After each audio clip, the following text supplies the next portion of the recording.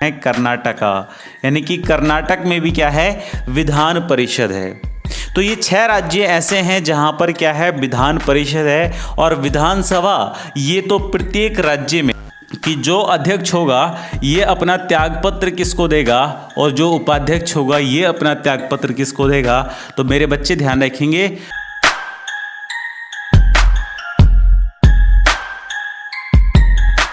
Hello मेरे प्यारे साथियों, कैसे हैं सभी दोस्तों। मैं हूं अरुण कुमार और आज की इस वीडियो में आप लोगों के सामने जिक्र करने वाला हूं राज्य की विधायिका के बारे में।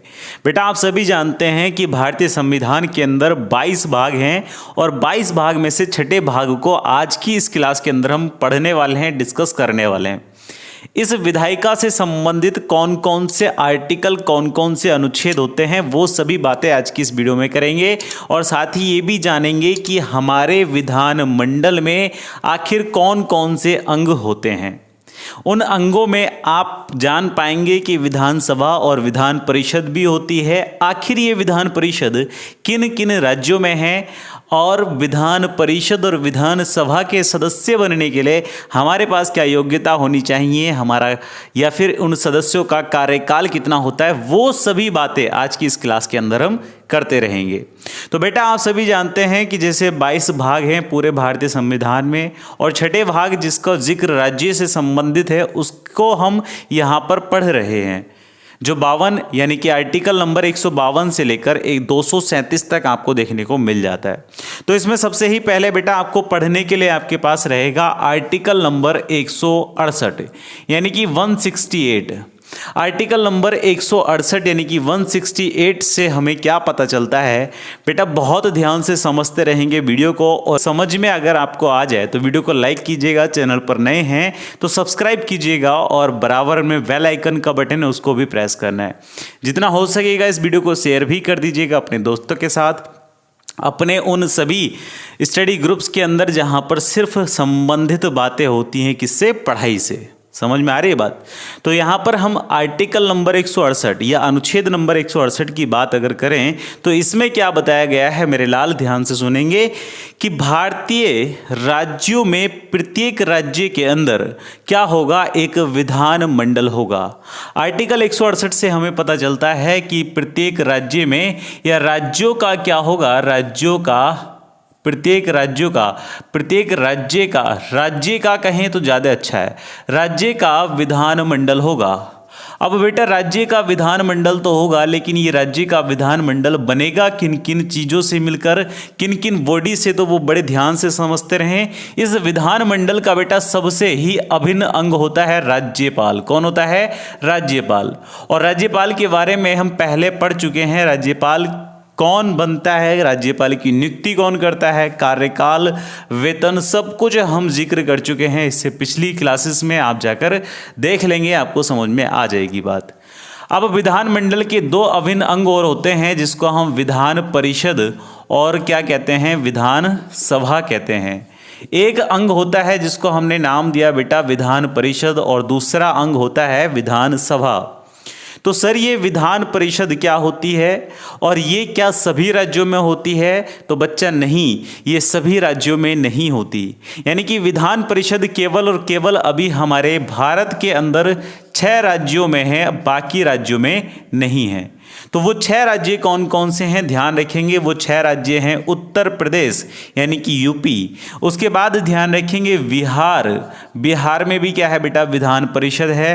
ध्यान रखेंगे तेलंगाना में भी क्या है, विधान परिषद है। महाराष्ट्र, ध्यान रखेंगे महाराष्ट्र में भी क्या है, विधान परिषद है। आपको ध्यान रखना है आंध्र प्रदेश में भी क्या है बेटा, विधान परिषद है। और आपको ध्यान रखना है कर्नाटका, यानी कि कर्नाटक में भी क्या है, विधान परिषद है। तो ये 6 राज्य ऐसे हैं जहां पर क्या है, विधान परिषद है। और विधानसभा ये तो प्रत्येक राज्य में, भारत के प्रत्येक राज्य में क्या है, विधानसभा होती है। इस बात को ध्यान रखेंगे बड़े ही इंपॉर्टेंट तरीके से। और एक चीज़ और नोट कर लीजिएगा यहाँ पर कि जो विधान परिषद है ये विधान मंडल का कहलाता है उच्च सदन। जैसे कि आप जानते हैं हमारे संसद में उच्च सदन कौन सा है, राज्यसभा, और निम्न सदन कौन सा है, लोकसभा।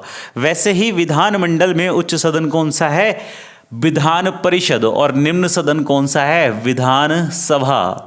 और मेरे बच्चे ध्यान रखें इस बात को कि जिस प्रकार से हम अब राज्यसभा को भंग नहीं कर सकते, वैसे ही विधान परिषद को भी भंग नहीं किया जा सकता।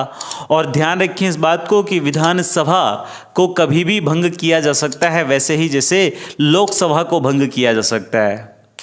और बेटा दूसरी बात यहाँ पर यह भी इंपॉर्टेंट नोट करना जरा कि जो विधान परिषद है, इस विधान परिषद के सदस्य को हम क्या कहते हैं? विधान परिषद के सदस्य को हम कहते हैं MLC, member of legislative council. क्या कहा? MLC इसको कहा जाता है। और विधानसभा के सदस्य को क्या कहते हैं मेरे बच्चे? ध्यान रखेंगे, इसको कहा जाता है MLA, member of legislative assembly. Is that clear और नॉट? मुझे बताइए। यहां पर ये दो बातें आपको समझ में आई। इसको कहा जाता है MLC, जो विधान परिषद का सदस्य होता है, और विधानसभा के सदस्य को कहा जाता है MLA। अब MLC कौन बनते हैं या MLC किसके द्वारा चुने जाते हैं, वो सभी बातें भी आगे करेंगे। और MLA किसके द्वारा चुने जाते हैं, वो सभी बातें भी हम आगे करेंगे। उससे पहले बेटा आपको समझना होगा एक और आर्टिकल कौन सा? 169, आर्टिकल 169, अनुच्छेद 169 में आपको बताया है, जिस प्रकार से अभी आपने देखा कि केवल 6 राज्यों में ही विधान परिषद है, तो ये कैसे संभव है? ये किसी और राज्य में विधान परिषद क्यों नहीं बनाई गई हैं, या विधान परिषद को क्या बनाया जा सकेगा आगे चलकर इन फ्यूचर? जी हाँ, तो वो क्या कंडीशन है वो देख लेते हैं एक बार। बेटा ध्यान रखेंगे, आर्टिकल 169 अनुच्छेद 169 हमें बताता है कि विधान परिषद का गठन या विधान परिषद का विघटन। कहने का मतलब यह है कि विधान परिषद का गठन भी किया जा सकता है और इसका विघटन भी किया जा सकता है। विघटन मतलब इसको समाप्त भी किया जा सकता है। अरे सर, अभी तो आपने बताया कि विधान परिषद एक उच्च सदन है, इसको क्या नहीं किया जा सकता? भंग नहीं किया जा सकता। लेकिन मेरे लाल ध्यान रखना कि विधान परिषद का विघटन करना और विधान परिषद को भंग करना, दैट्स द डिफरेंट थिंग। ये अलग अलग चीजें हैं। अलग अलग कैसे हैं वो समझिए। विधान परिषद को अगर हम भंग कर रहे हैं तो मतलब कहने का ये होगा कि उसके सदस्यों को, जो उसके अंदर सदस्य हैं, उनका कार्यकाल पूरा होने से पहले ही सदस्यता उनकी वापस ले ली गई। ठीक। और विघटन करने का मतलब है कि पूरी की पूरी विधान परिषद को हमने क्या कर दिया? समाप्त कर दिया कि अब यहाँ या इस राज्य में विधान परिषद नहीं बनेगी। बात समझ में आई कि नहीं आई बताओ मुझे। तो यहाँ पर आपको ध्यान रखना है, विधान परिषद का गठन या विघटन किया जा सकता है आर्टिकल 169 के तहत। अब कर्ता कौन है? That's the most important point. कर्ता कौन है विधान परिषद का गठन या विघटन? तो विधान परिषद का गठन या विघटन करने की शक्ति किसको है? तो मेरे बच्चे ध्यान रखेंगे, ये शक्ति है हमारी संसद को, हमारी पार्लियामेंट को। बात समझ में आई? हमारी संसद को या हमारी पार्लियामेंट को। आर्टिकल 169 से पता चलता है कि विधान परिषद का गठन या विघटन किया जा सकता है। और कौन कर सकती है? संसद कर सकती है, पार्लियामेंट कर सकती है। लेकिन बेटा ध्यान रखना इस बात को कि गठन कराने के लिए या विघटन कराने के लिए संबंधित राज्य में, इस बात को भी नोट करेंगे कि संबंधित राज्य में क्या होना चाहिए? संबंधित राज्य के विधानसभा में 2/3 सदस्य क्या कर दें? बहुमत से प्रस्ताव पारित कर दें। बात समझ में आई? विधान परिषद का गठन या विघटन कराने के लिए विधानसभा के अंदर जो संबंधित राज्य की विधानसभा होगी, उस विधानसभा के अंदर 2/3 सदस्य या 2/3 सदस्य बहुमत से क्या कर देंगे? पारित कर देंगे इस प्रस्ताव को कि हमें अपने राज्य में विधान परिषद चाहिए कि नहीं चाहिए। इज दैट क्लियर और नॉट? मुझे बताओ। ये दोनों आर्टिकल तुम लोगों को समझ में आ गए कि नहीं आ गए मुझे बताओ। अगर समझ में आ गए हैं तो वीडियो को लाइक कर दीजिएगा, चैनल पर नए हैं तो सब्सक्राइब कर दीजिएगा, और जितना भी हो सके उतना शेयर कर दीजिएगा इस वीडियो को। कमेंट बॉक्स में पूछ सकते हैं कोई डाउट अगर यहाँ तक रह जाता है। आर्टिकल 168 से पता चला कि विधानमंडल होगा। विधानमंडल के अंग कौन से होंगे? विधान परिषद और विधानसभा होंगे। 169 से पता चला कि विधान परिषद का गठन भी किया जा सकता है, क्योंकि अभी हमने देखा केवल 6 राज्यों के ही अंदर क्या है? विधान परिषद है, बाकी के अंदर विधान परिषद नहीं है। अब बेटा हमें ये समझना होगा कि विधान परिषद वहाँ पर अगर नहीं है तो उसका दूसरा कारण क्या हो सकता है, तो उसको हम समझेंगे विधान परिषद की संरचना में। और विधान परिषद की संरचना बताई गई है आपको आर्टिकल 170 यानी कि 170 में। अगर स्क्रीनशॉट नहीं लिया है तो थोड़ा सा पीछे करके इसका स्क्रीनशॉट निकाल लीजिएगा, बाकी आप नोट करें तो ज़्यादा अच्छा है। आर्टिकल 170 में आपको क्या बताया गया है, आइए उसको समझ लेते हैं बहुत ही ध्यान से। अब आर्टिकल नंबर 170 आपसे पूछा जाएगा, बड़ा ही इंपॉर्टेंट आर्टिकल है बेटा, ध्यान रखेंगे। आर्टिकल 170 में आपको क्या पता चलता है? विधानसभा की संरचना के बारे में पता चलता है। मैंने कहा विधानसभा यानी कि जो हमारी प्रत्येक राज्य के अंदर विधानमंडल का निम्न सदन है, उसकी संरचना के बारे में पता चलता है। विधानसभा की संरचना, ये बात हमें पता चलती है किसमें? हमारे भारतीय संविधान के अनुच्छेद 170 में। क्या संरचना दी गई है या क्या कंस्ट्रक्शन इसका दिया गया है, तो बहुत ही ध्यान से समझेंगे कि विधानसभा एक निम्न सदन होता है। ये बात अभी मैंने आपको बताई थी कि विधानसभा क्या होता है? एक निम्न सदन होता है। विधानसभा के अधिकतम सदस्य और न्यूनतम सदस्य कितने हो सकते हैं, ये क्वेश्चन भी आपसे पूछा जा सकता है, और ये हमें पता चलता है किसमें? आर्टिकल नंबर 170 में। हमें पता चलता है किसमें? आर्टिकल नंबर 170 में।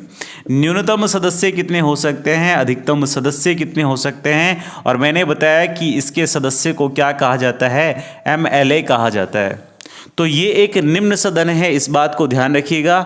दूसरी बात ये ध्यान रखेंगे कि अधिकतम सदस्य कितने होने चाहिए किसी भी विधानसभा में, तो बेटा ध्यान रखेंगे 500 अधिकतम सदस्य यहाँ पर हो सकते हैं, मतलब 500 से ज़्यादा MLA नहीं होंगे।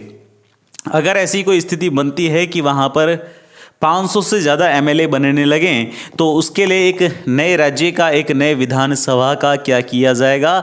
गठन किया जाएगा। इस बात को ध्यान रखिएगा। न्यूनतम सदस्य कितने होने चाहिए, तो बच्चा ध्यान रखेंगे न्यूनतम सदस्य या जो मिनिमम मेंबर्स हैं ऑफ लेजिस्लेटिव असेंबली, या जो मिनिमम यहाँ पर MLA हैं, वो कितने होने चाहिए? तो 60 मिनिमम MLA होने चाहिए। क्या होने चाहिए? 60 मिनिमम MLA होने चाहिए। इस बात को गौर से ध्यान रखिएगा। इसके बाद बेटा आपसे पूछा जा सकता है कि निम्न सदन है तो इसमें अधिकतम सदस्य 500 और न्यूनतम सदस्य 60 होते हैं, तो फिर ऐसा कौन सा राज्य है जहां पर न्यूनतम सदस्य केवल और केवल कितने हैं? 40 हैं। तो बच्चा वो ध्यान रखेंगे, वो एक ऐसा राज्य है जिसको हमने नाम दिया गोवा। गोवा एक ऐसा राज्य है जिसमें 40 न्यूनतम MLA हैं। एक सिक्किम राज्य है जो देश का 22वां राज्य कहलाता है। ये सिक्किम राज्य के अंदर केवल और केवल 32 MLA हैं। इस बात को ध्यान रखिएगा।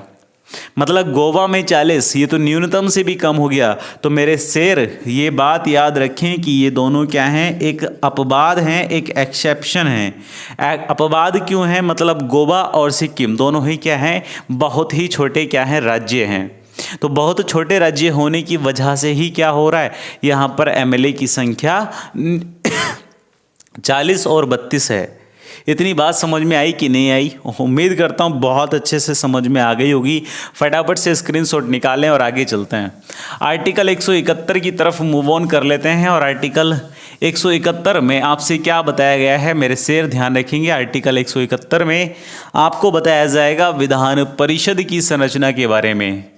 कॉरेलेट कीजिएगा दोनों चीज़ों को। 170 पूछेगा तो विधानसभा की संरचना, 171 पूछेगा तो विधान परिषद की संरचना। तो ये विधान परिषद की संरचना में हमें क्या पता चलता है, तो ध्यान से समझेंगे। विधान परिषद की संरचना में हमें पता चलता है कि ये एक उच्च सदन है, ये एक अपर हाउस है। अच्छा, अभी हमने बात करी विधानसभा की संरचना के बारे में, तो मेरे शेर एक बात और ये याद रखेंगे कि विधानसभा के सदस्यों का चुनाव प्रत्यक्ष रूप से होता है। जनता उनको प्रत्यक्ष रूप से, डायरेक्ट रूप से चुनती है। बात समझ में आई? जनता उनको क्या करती है? प्रत्यक्ष रूप से डायरेक्टली चुनती है, डायरेक्टली वोटिंग करती है। तुमने अपने क्षेत्र के विधायकों को वोट किया है कि नहीं किया है? अरे जो 18 साल से ज़्यादा के हो गए उन्होंने तो किया है ना। तो जो 18 साल से ज़्यादा के हो गए यानी कि उन्होंने वोटिंग की है, तो जो तुमने डायरेक्ट वोट किया है किसको? विधायक को, उसी को हम क्या कहेंगे? प्रत्यक्ष रूप से चुनाव कहेंगे। लेकिन विधान परिषद के सदस्यों को आप वोट नहीं करते, या आप में से कौन कौन वोट करते हैं वो अभी हम समझने वाले हैं। तो सबसे पहले तो ये ध्यान रखें कि विधान परिषद की संरचना के अंदर हमें पता चलता है कि ये एक उच्च सदन होता है। क्या होता है? उच्च सदन होता है। और मैंने अभी बताया कि ये केवल 6 राज्यों के अंदर स्थित है। कौन कौन से वो मैंने नाम आपको बता दिए हैं: उत्तर प्रदेश, बिहार, कर्नाटक, तेलंगाना, महाराष्ट्र, आंध्र प्रदेश।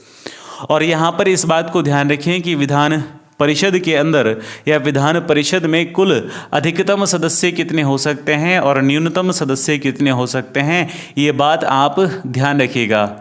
तो बेटा ध्यान रखें, न्यूनतम सदस्य हो सकते हैं केवल और केवल कितने? 40, यानी कि 40 न्यूनतम सदस्य इसमें बनाए जा सकते हैं। तो सर अधिकतम कितने होते हैं? तो ध्यान रखेंगे 1/3 ऑफ MLA, यानी कि MLA का 1/3 अधिकतम सदस्य यहाँ पर हो सकते हैं। बात समझ में आ रही है कि नहीं आ रही है? MLA का 1/3 सदस्य क्या हो सकते हैं? यहाँ पर अधिकतम सदस्य हो सकते हैं, और न्यूनतम कितने हो सकते हैं? 40 सदस्य हो सकते हैं। ये 2-3 पॉइंट्स आपको ध्यान रखने हैं। तो सर इसमें कौन वोट करता है या कहाँ से ये लोग चुने जाते हैं? आते कहाँ से हैं ये लोग? कहाँ से आते हैं ये लोग? वो सब बातें अभी हम करने वाले हैं विधान परिषद की इस संरचना के अंदर। तो मेरे शेर ध्यान रखेंगे, विधान परिषद का सदस्य कौन होता है या सदस्य कौन बनता है। तो इसको सबसे पहले तो ध्यान रखिए, क्या कहा गया? MLC मैंने अभी बताया था। मान लीजिए एक सदस्य है, तो एक सदस्य का कितना हिस्सा कहाँ से आ रहा है, वो कॉन्सेप्ट को समझते चलें। बड़ा ही इंपॉर्टेंट है, बड़ा ही कॉन्सेप्चुअल चीज़ है। तो एक सदस्य मान के चला, मैंने कहा एक सदस्य, तो एक में से 1/3 सदस्य का कितने? 1 में से 1/3 सदस्य कहाँ से आते हैं? और उसके बाद आगे के सदस्य देखेंगे, रेस्ट ऑफ मेंबर्स देखेंगे। तो 1/3 सदस्य, अरे कॉन्सेप्ट समझ में आ रहा है कि नहीं आ रहा है? एक MLC की बात चल रही है, तो एक MLC में से उसका 1/3 भाग, एक छोड़ो, ये सोचो कि 100 सदस्य हैं, 100 सदस्य में से 1/3 सदस्य, 100 का 1/3 करोगे तो कितना बन जाएगा? 33 बन जाएगा कि नहीं बन जाएगा? तो जब 33 बन जाएगा, जब 33 बन जाएगा, तो वही 33 सदस्य ही तो हम देख रहे हैं। यानी कि उन टोटल सदस्यों का, इसको आप ये कह सकते हैं कुल सदस्य का, यहाँ पे एक लाइन थोड़ी सी ऐड कर देते हैं, कुल सदस्य का 1/3, कुल सदस्य का कितना? 1/3 सदस्य कहाँ से आते हैं, वो बात हम कर रहे हैं। तो बेटा ध्यान रखेंगे, ये आते हैं स्थानीय निकाय से। स्थानीय निकाय कौन से होते हैं तुम लोग जानते हो कि नहीं जानते हो? आगे चलकर पढ़ेंगे 243 में। नगर पालिका, कौन सा? नगर पालिका से आते हैं कितने लोग? 1/3 सदस्य। ध्यान में रहेगी बात, कुल सदस्य का 1/3 सदस्य नगर पालिका से आते हैं। 1/3 सदस्य कहाँ से आते हैं? तो ध्यान रखेंगे 1/3 सदस्य MLA द्वारा चुने जाते हैं। किसके द्वारा? MLA द्वारा चुने जाते हैं। मतलब कहने का यह है कि जो क्षेत्र के विधायक होते हैं वही MLA कहलाते हैं, और MLA चुनते हैं कितने सदस्य? 1/3 सदस्यों का चुनाव, 1/3 सदस्यों का चुनाव कौन करके भेजते हैं? MLA करके भेजते हैं। ध्यान रखिएगा। अगली बात आपको ध्यान रखनी है कि कुल सदस्य का 1/12 सदस्य, कुल सदस्य का 1/12 सदस्य आते हैं उन विश्वविद्यालयों से, या यूं कहें कि विश्वविद्यालयों से क्या किया हो, विश्वविद्यालयों से जिन्होंने ग्रेजुएट किया हो 3 वर्ष पूर्व, 3 वर्ष पूर्व क्या कर लिया हो? ग्रेजुएट। मतलब 3 वर्ष पूर्व स्नातक 3 वर्ष पूर्व, ग्रेजुएट को क्या कहते हैं? स्नातक कहते हैं। 3 वर्ष पूर्व स्नातक विश्वविद्यालय से, कहाँ से? विश्वविद्यालय से वो 1/12 सदस्य का क्या रखते हैं? हक रखते हैं। मतलब जो 3 वर्ष पूर्व स्नातक की डिग्री ले चुके हैं, ग्रेजुएट हो चुके हैं, वो कितने सदस्य होंगे? 1/12 सदस्य होंगे कुल सदस्यों का। इतनी बात समझ में आई? आगे समझें, आगे समझें क्या? बट्टा ध्यान रखेंगे, कुल सदस्य का, कुल सदस्य का 1/12 ही सदस्य कहाँ से आएंगे? 1/12 सदस्य आएंगे 3 वर्ष पूर्व से, जो 3 वर्ष पूर्व से क्या कर रहे होंगे? अध्यापन कर रहे होंगे। अध्यापन मतलब पढ़ा रहे होंगे। जो 3 वर्ष पूर्व से, 3 वर्ष पूर्व से अध्यापक या अध्यापन कर रहे होंगे, अध्यापन कर रहे होंगे कहाँ पर? सीनियर सेकेंडरी स्कूल्स में। कहाँ पर? सीनियर सेकेंडरी स्कूल में। वही लोग क्या बनेंगे? वही लोग क्या बनेंगे? उनमें से 1/12 सदस्य क्या बनेंगे? एमएलसी बनेंगे। बात समझ में आई? मतलब कुल एमएलसी का 1/12 सदस्य कौन होंगे? 3 वर्ष पूर्व से अध्यापन कर रहे सीनियर सेकेंडरी स्कूल के अध्यापक होंगे। बात समझ में आ गई कि नहीं आ गई? इसके बाद बेटा आर्टिकल नंबर 171 में जब हम पढ़ रहे थे राज्यपाल की शक्तियाँ, तब मैंने एक बड़े मजे की बात वहाँ पर बताई थी कि राज्यों के विधान परिषदों में 1/6 सदस्यों की नियुक्ति कौन करता है? हमारा राज्यपाल करता है। कौन करता है? 1/6 सदस्यों की नियुक्ति। सदस्यों की नियुक्ति कौन करेगा? सदस्यों की नियुक्ति कौन करेगा? राज्यपाल करेगा। बात समझ में आ गई कि नहीं आ गई? सदस्यों की नियुक्ति कौन करेगा? राज्यपाल करेगा। ये बात हमें पता चल गई थी कब? जब हम राज्यपाल की शक्तियाँ पढ़ रहे थे। और यहाँ पर फिर से इस बात को जान लेते हैं कि आर्टिकल 171 171 में 1/6 सदस्यों की नियुक्ति कुल एमएलसी के 1/6 एमएलसी कौन नियुक्त करता है? राज्यपाल करता है। ये किन क्षेत्रों से इन व्यक्तियों को उठाता है? तो ध्यान रखेंगे, प्रत्येक वह क्षेत्र जो संबंधित होगा साहित्य से, जो संबंधित होगा खेलकूद से, जो संबंधित होगा विज्ञान से, इन क्षेत्रों में जिसने उत्कृष्ट कार्य कर रखा होगा उस व्यक्ति को क्या बनाया जाएगा? एमएलसी बनाया जाएगा। कुल एमएलसी का 1/6 लोग वही होते हैं। बात समझ में आई तुम लोगों को? बात समझ में आई तुम लोगों को? मुझे बताओ। अगर आगे है तो फटाफट से स्क्रीनशॉट निकालो और आगे की चीज़ें समझते हुए चलेंगे। फटाफट से स्क्रीनशॉट निकालो, मैं साफ कर देता हूँ इसको, है ना। आगे की चीज़ें समझते हैं और आर्टिकल नंबर 172 की ओर मूव ऑन कर लेते हैं। आर्टिकल नंबर 172 में आपसे क्या बताया गया है? तो मेरे बच्चे ध्यान रखेंगे, आर्टिकल नंबर 172 में आपको बताया गया है विधान परिषद और विधानसभा के कार्यकाल के बारे में। मतलब आप साफ साफ कह सकते हो कि आर्टिकल 172 में विधानमंडल के कार्यकाल के बारे में बताया गया है। विधानमंडल के कार्यकाल के बारे में बताया गया है कि आखिर इस विधानमंडल का कार्यकाल क्या होगा। मैंने बताया कि एक होता है विधान परिषद और एक होता है क्या? विधानसभा। तो जब हम बात करते हैं विधान परिषद की तो उस समय हम इन सदस्यों को कहते हैं एमएलसी, और जब बात करते हैं विधानसभा की तो इन्हें कहते हैं एमएलए। तो एक एमएलसी का टाइम ऑफ पीरियड कितना होता है बेटा? 6 ईयर होता है, 6 वर्ष होता है। और एक एमएलए का कार्यकाल कितना होता है? 5 ईयर होता है, 5 वर्ष होता है। बात समझ में आई? 5 वर्ष होता है। एमएलए 5 वर्ष तक रहेगा, 6 वर्ष तक एमएलसी रहेगा। एमएलए को समय पूर्व ही पद से हटाया जा सकता है, लेकिन एमएलसी को समय पूर्व पद से नहीं हटाया जाएगा। इस बात को ध्यान रखिएगा। तो यहीं से क्या पता चलता है कि विधान परिषद को भंग नहीं किया जा सकता, विधानसभा को भंग किया जा सकता है। तो यहाँ तक की बात आपको समझ में आ गई। चलिए इसके बाद हम देख लेते हैं आर्टिकल नंबर 173 173। आर्टिकल नंबर 173 में आपको क्या बताया है? अगले पेज पर लिख देते हैं, यहीं लिख देते हैं। आर्टिकल नंबर 173 में आपसे क्या बताया गया है? सदस्यों की योग्यता के बारे में बताया गया है। सदस्यों की योग्यता के बारे में बताया गया है। इस बात को ध्यान रखें। Article number 173। अब योग्यता क्या होनी चाहिए? तो मेरे बच्चे आप जानते हैं कि विधान परिषद या विधानसभा का सदस्य बनने के लिए सबसे पहले तो वह क्या हो? भारत का नागरिक हो, दिवालिया ना हो, किसी लाभ के पद पर ना हो। ये 3 कॉमन हैं जो तो रहेंगी रहेंगी, लेकिन इनकी मिनिमम एज आपसे पूछी जा सकती है। तो ध्यान रखेंगे, एमएलसी की न्यूनतम आयु कितनी होनी चाहिए और एमएलए की न्यूनतम आयु कितनी होनी चाहिए, ये 2 क्वेश्चन आपसे पूछे जा सकते हैं। तो ध्यान रखेंगे, न्यूनतम आयु इसकी यानी कि एमएलसी की और न्यूनतम आयु एमएलए की। एमएलसी की न्यूनतम आयु होती है 30 ईयर यानी कि 30 वर्ष और एमएलए की न्यूनतम आयु होती है 25 वर्ष। इस बात को ध्यान रखिएगा। बात समझ में आई? एमएलए और एमएलसी की न्यूनतम आयु कितनी होनी चाहिए? एमएलसी के लिए 30 वर्ष और एमएलए के लिए 25 वर्ष न्यूनतम आयु होनी चाहिए। इसके बाद बेटा हम बात करेंगे आर्टिकल नंबर 174 की। बहुत जल्दी से आपको मैं केवल समझा देता हूँ। राज्यपाल की शक्तियाँ जब हमने पढ़ी थी तभी हमने आर्टिकल नंबर 174, 175 पढ़ लिया था। 174 में हमने क्या पढ़ा था कि राज्यपाल सत्र का बुलावा करेगा। राज्यपाल क्या करेगा? सत्र का बुलावा करेगा। किसका? विधानमंडल का। ठीक। 175 में हमने आपको क्या बताया था? जिन लोगों ने नहीं पढ़ा है वो नोट कर सकते हैं। 174 में क्या बताया कि राज्यपाल सत्र का बुलावा करेगा। 175 में बताया कि राज्यपाल का अभिभाषण होगा। क्या होगा? राज्यपाल का अभिभाषण होगा। आर्टिकल 175 में ये बात हमने बताई थी। आर्टिकल 176 भी आप नोट कर लीजिए। चलिए हम लिख ही देते हैं, कोई दिक्कत नहीं है। आर्टिकल 176 में क्या बताया है?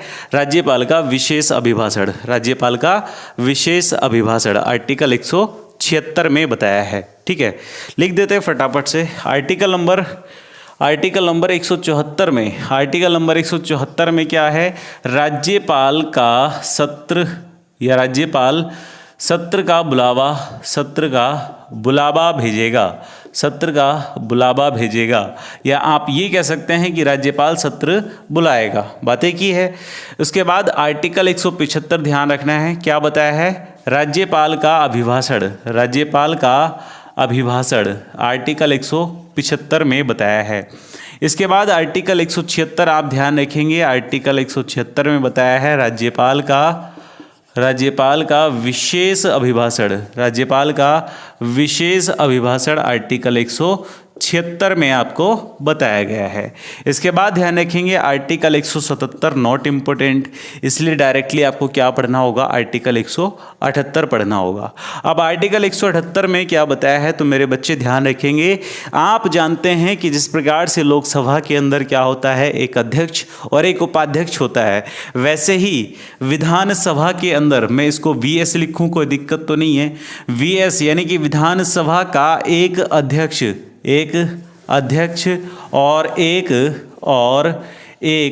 उपाध्यक्ष होगा। विधानसभा का एक अध्यक्ष और एक उपाध्यक्ष होगा। आर्टिकल नंबर 178 से हमें पता चलता है।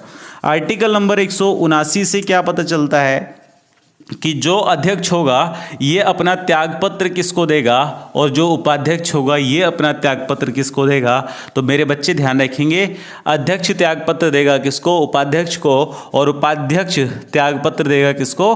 अध्यक्ष को। आर्टिकल में क्या बताया है कि अध्यक्ष अपना त्यागपत्र उपाध्यक्ष को, उपाध्यक्ष अपना त्यागपत्र अध्यक्ष को, अर्थात ये दोनों एक दूसरे को अपना त्यागपत्र सौंपेंगे। इसके बाद आर्टिकल 180, अनुच्छेद 180 में आपसे क्या बताया है तो बच्चे ध्यान रखेंगे। अनुच्छेद 180 में आपको बताया है कि जब अध्यक्ष उपस्थित नहीं रहेगा किसमें? विधानसभा में, मतलब विधानसभा के अध्यक्ष की अनुपस्थिति में उपाध्यक्ष पद को संभालेगा। उपाध्यक्ष पद को संभालेगा। बात समझ में आई? अध्यक्ष की अनुपस्थिति में उपाध्यक्ष ही क्या करेगा? पद को संभालेगा। ये बताया है आर्टिकल नंबर 180 के अंदर। यहाँ तक कि जितनी भी बात आपको समझ में नहीं आई है आप हमें कमेंट बॉक्स में दोबारा से पूछ सकते हैं। ये वीडियो आपको कैसा लगा ये ज़रूर बताइएगा कमेंट बॉक्स के अंदर। आप कमेंट करेंगे तब हम रिप्लाई करेंगे। ठीक है, ये वीडियो आपको कैसा लगा, ये वीडियो आपको जो भी इसके बारे में आपका व्यू है वो आप हमें कमेंट बॉक्स में बता सकते हैं।